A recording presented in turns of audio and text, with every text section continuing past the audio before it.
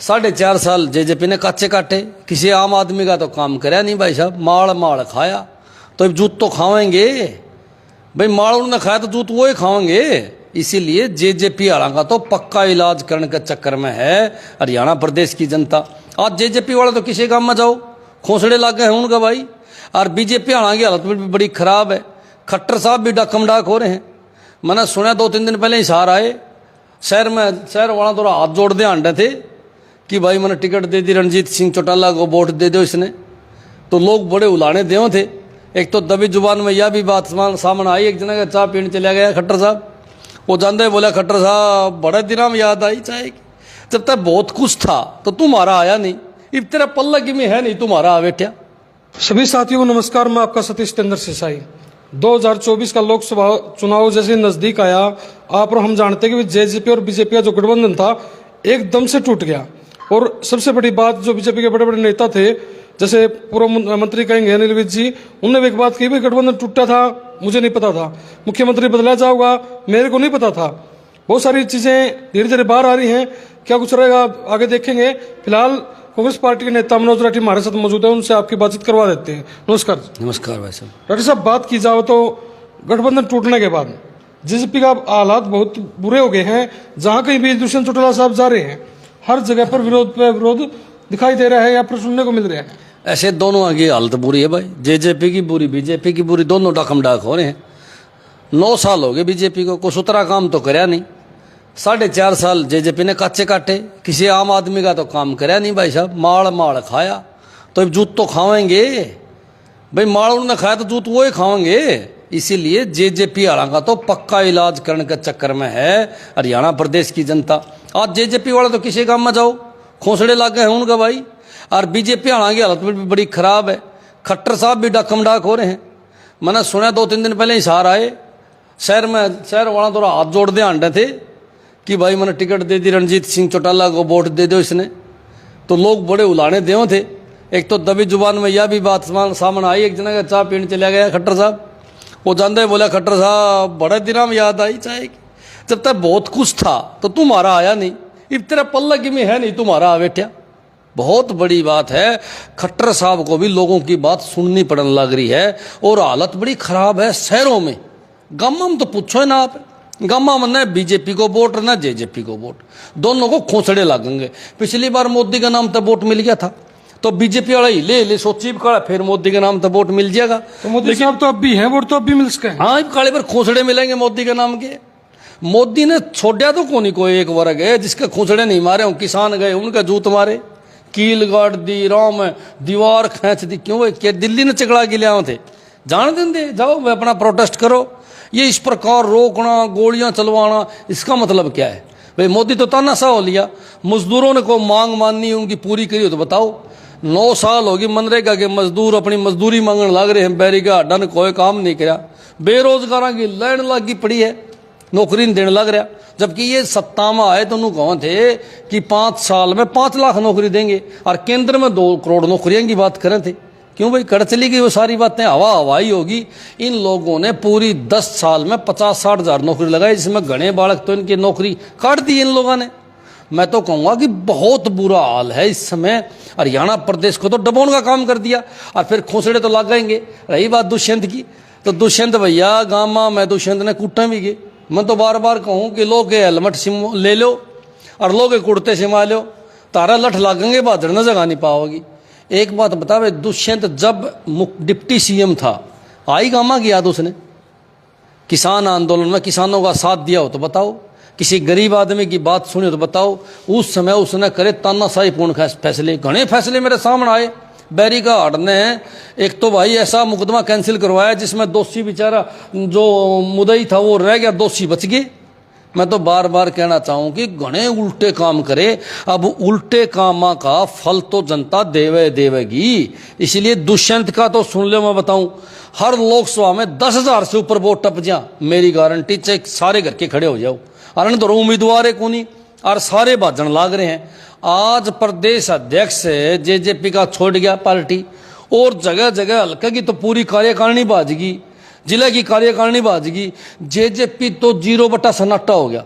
JJP तो जमा खत्म हो जाएगी, जेजेपी 50 साल तक नहीं उठेगी। रही बीजेपी की बात, तो बीजेपी की सुन लो भाई। शुरू में बीजेपी वाले अफवाह उड़ा रहे थे 10 सीट आएंगे हरियाणा में, फिर अड़गड़ आगे 9 पे, फिर आगे 8 पे। ईवीएम कहा हमारी बोले 5 आ जाएंगी, और मैं तो कहूँगी इलेक्शन तक ये कहूँगी हमारी एक भी को नहीं आओ, बीजेपी वाले खुद मान लेंगे। आज मैंने बताओ ना, बीजेपी को वोट दे के है कौन खुश है? एक भी आदमी वोट दे खुश को नहीं। आप माइक लेके घूमे आओ, 100 आदमी का मुंह का माइक लगाओ, जब 2 आदमी कहोगे बीजेपी ने वोट देवांगे, उनसे भी पूछ लो सवाल, वे किस आधार पर वोट दोगे? तो आधार बेरा ही नहीं उन्होंने।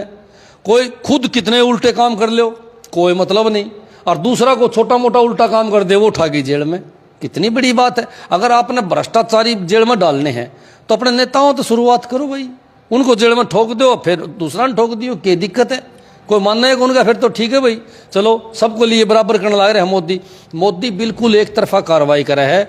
अपने जो इसके निजी चेले चोर उचक्के हैं उनको तो बचा लिया इसने, और दूसरी पार्टी के कौन लेता है उनको जेल में ठोकने लगा रहा है। झूठे मुकदमे, डराना, और उनके खिलाफ झूठा षड्यंत्र, झूठा प्रचार, मतलब बहुत बुरा हाल कर दिया, और देश को तो बहुत पीछे ले गया। राठी साहब, आप इल्जाम लगा रहे हो कि भाई इन पार्टियां जो उनके कार्यकर्ता थे, नेता थे, भागने लग रही हैं। कांग्रेस में कोई कसर नहीं रह रही। आपके बयान के विजेंद्र बॉक्सर भाग गए, आपके जो राष्ट्रीय प्रवक्ता थे सौरव, वो पार्टी छोड़ के बीजेपी में शामिल हो गए। कसर तो यहाँ भी नहीं है। कितने घबराए हुए क्यों हो? अच्छी बात करे। कोई कार्यकर्ता गया कांग्रेस का पार्टी छोड़ के? कांग्रेस में तो रोज कार्यकर्ता आने लग रहे हैं। जान कौन लग रहे हैं? जो बड़े नेता, वो भी डर से। ईडी का डर दिखाया जाए, सीबीआई का डर दिखाया जाए, उन अपनी तरफ मिला ले, क्या फर्क पड़ता है? कांग्रेस पार्टी समंदर है मेरे भाई, और यहाँ कार्यकर्ताओं की बड़ा मेला लग चुका है। आज मेरे पास है 10 ज्वाइनिंग पड़ी है अभी पेंडिंग। 10 लोगों ने पार्टी ज्वाइन करनी, मैं दिखा दूंगा आपको 5-7 दिन में, और बढ़िया बढ़िया बड़े बड़े चेहरे हैं। मैं तो आपने ये भी दिखाऊंगा कि कार्यकर्ता लाखों की संख्या में आम आदमी अपना कांग्रेस ज्वाइन करने लग रहे हैं, और लाखों की संख्या में कांग्रेस पार्टी को आगे बढ़ाने का काम करने लग रहे हैं, और आपकी इसकी बीजेपी की लाखों की संख्या में छोड़ने लग रहे हैं, जेजेपी छोड़ने लग रहे हैं। एक बात बताओ, आज बीजेपी की हालत खराब है। बहुत नेता तैयार बैठे आने के लिए, लेकिन सब डरा रखे हैं ना, मुकदमे लगा देंगे, जेल में डाल देंगे, तो डरते छोड़ने को नहीं। तो अगर आज डरने हो, आज सेंटर में सरकार इनकी नहीं होती पीछे, तो एक भी कार्यकर्ता बच जाता के सारे छोड़ की बात जा रही है। हरियाणा सरकार भी पड़ जाती। ये तो केंद्र मन की सरकार थी तो पड़िया को नहीं। ना अमित शाह ने अपना सीबीआई का ईडी का मोर बना रखे है, मनमा उसके घर भेज दें। हमने तो ऐसी तानाशाही कभी देखी को नहीं पहले, तो हम तो पहली बार देखने लग रहे हैं। और मैं तो एक बात कहना चाहूँगा, खट्टर साहब ने कोई एक काम कराया हो तो गिनाते, लोग हम कसूर काट दांड। खट्टर साहब वहाँ आ रहा था, सुरजेवाला जी के बारे में बोला था, बोला महिलाओं के खिलाफ ऐसे मत बोले। अरे बैरीघाट, तू तो बलात्कारी मंत्री को बचा रहा है। संदीप सिंह के ऊपर रेप का आरोप लग गया कि नहीं लग गया? क्या उसको मंत्री पद से हटाया? क्या उसको जेल में डाल लिया? ब्रजभूषण आपने देखा होगा, कितने लोगों पर मुकदमे दर्ज हुए, रेप के, महिला छेड़ने के, महिलाओं को गालियां देने के। खुद मुख्यमंत्री महिलाओं का अपमान करे। कदे नू कहो भाई मैं तो हमने उसमें चांद पर छोड़ आऊंगा, कदे किसी महिला ने कि मैं कह दे है। और वो बात करे फिर भाई बोला फलाना नेता ने महिलाओं के बारे में अपशब्द कह दिए। अरे मैं तो एक बात कहना चाहूँगा, कोई अपशब्द कही नहीं, सोचे वाला को बात कही नहीं, ऐसी बिना बात बीजेपी वाला बाउंडर बना दिया। और एक और बड़ी बात है, कही तो खट्टर साहब और ने खूब महिलाओं के बारे में बुंडी बुंडी बात कही, और बलात्कारी नेता बचाए। खट्टर साहब मतलब वो आए बन गई, वह कहावत चितार्थ करे खट्टर साहब, 900 चूहे खा के बिल्ली चली आज को। खट्टर साहब ने खुद माटी कूट रखी हर सिस्टम की। खट्टर साहब ने किसी एक कर्मचारी का, कोई किसी का भला करे हो, मजदूर का भला करे हो, व्यापारी का भला करे हो, किसान का भला करे हो, बता दो। मैं तो सामने बैठे हूँ, मैं तो बीजेपी कार्यकर्ताओं से पूछना चाहूँ कि तुमने तो टिकट मिला है को नहीं, तुम तो आरक्षण मांग लो। कई कार्यकर्ता तो कहाँ थे, बोले यार हम तो सिर्फ पोस्टर लगाने के रह गए, बाहर तैने ताले आओ टिकट दे दे, हर एमएलए बना दे। बोले हमारा तो नंबर है को नहीं। जो बीजेपी का मूल कार्यकर्ता था, जिसने सालों तक मेहनत करी और बीजेपी को उठाया, उसको खुद लाइन लगाया, लाइन में लगा दिया। वो सारे के सारे कार्यकर्ता ऊपर से लेके नीचे तक, लालकृष्ण अडवाणी नहीं लगाया लाइन में, मुरली मनोहर जोशी ने लगाया लाइन में, उनने बीजेपी खड़ी करी थी। जब उन नेताओं की इतनी बुरी हालत करी तो कार्यकर्ताओं ने क्या समझा थे? मोदी ने कोई मतलब नहीं है, सारी बीजेपी के कार्यकर्ता तड़के मर दे, आज मर जाओ, लेकिन मोदी की प्रधानमंत्री वाली कुर्सी कायम रहनी चाहिए। उसने तो अपनी कुर्सी के लिए वो कुछ भी करेगा, दाव दंड भेद। एक बात बता भाई, सारे बीजेपी के नेता तो गाल बकाए, यो भ्रष्ट है, यो भ्रष्ट है, भ्रष्ट है, और अगले दिन उसने मोदी लिया हुआ आ जा भाई तू उरे बैठ जा, फिर कहा ईमानदार है, ईमानदार है, ईमानदार है। बता भाई बीजेपी कार्यकर्ता बेचारे खड़े जावे, खटकम फंस रहे हैं। ये रणजीत चौटाला लिया है भैया, पूरी 5 साल गचमाल खाया रणजीत चौटाला ने, सारा नवेरा, सारे चाइनीज मीटर लगा दिए। मीटर है ना, बिना उसमें ना चलना है बिजली, बिना ऐसे मीटर लगा रखे हैं बैरिकाड ने। पहले जयपुरी मीटर होया करते, और ईब अपने कौन से मीटर हैं, सारे चाइनीज मीटर हैं। मोटा कमीशन के चक्कर में इसने ये मीटर गाड़ दिए और आम मार से पैसे ले लिए। वो मीटर के पैसा भी जनता से ले लिया, हर बिल में जुड़ के आने लग रहा है। मैं तो एक बात कहना चाहूँगा कि साफ बात है, या बीजेपी सरकार, जेजेपी सरकार जो है बड़ी खतरनाक सरकार है और बड़ी खतरनाक पार्टी है। इनका तो बट्ठा इनने बैठा रखा है, कोई लंबी चौड़ी कहानी नहीं है। बात करा तो जैसे इंडिया है, पूरे भारत के अंदर कितने भी राज्य, तमाम कितने भी राज्य हों, लेकिन उनके जो भी बीजेपी के कार्यकर्ता होंगे तो हमेशा अपने जो एक नेता प्रधानमंत्री उसको नेता मान रहे हैं। लेकिन कांग्रेस पार्टी की बात करा तो हर राज्य में अलग नेता के अलग नेता हो गए, हर एक नेता अपना बड़े नेता को अलग अलग मान रहे हैं। हरियाणा बात करा, SR के ग्रुप हो गया, एक तरफ हुड्डा ग्रुप हो गया, तो यहीं के इकट्ठे नहीं तो आगे कहाँ तक जा पाओगे। देखो मैं तो एक बात जो मैं लास्ट में कहना चाहूँगा आपको कि ऐसा कुछ नहीं है, न तो कोई गुट है, न कोई कहानी है, न कोई बीमारी, कुछ भी नहीं है। सारे जनता के सामने है, कांग्रेस एक थी, एक है और एक रहेगी। इस बात को आप नोट कर लो। ये सब बीजेपी का दुष्प्रचार है। जो भी कार्यकर्ता कांग्रेस पार्टी से इलेक्शन लड़ेगा, हम उसकी पूरी तय दिल से मदद करेंगे, तन मन धन से जोड़ लगावांगे पूरा भाई साहब, पूरी ताकत लगावांगे।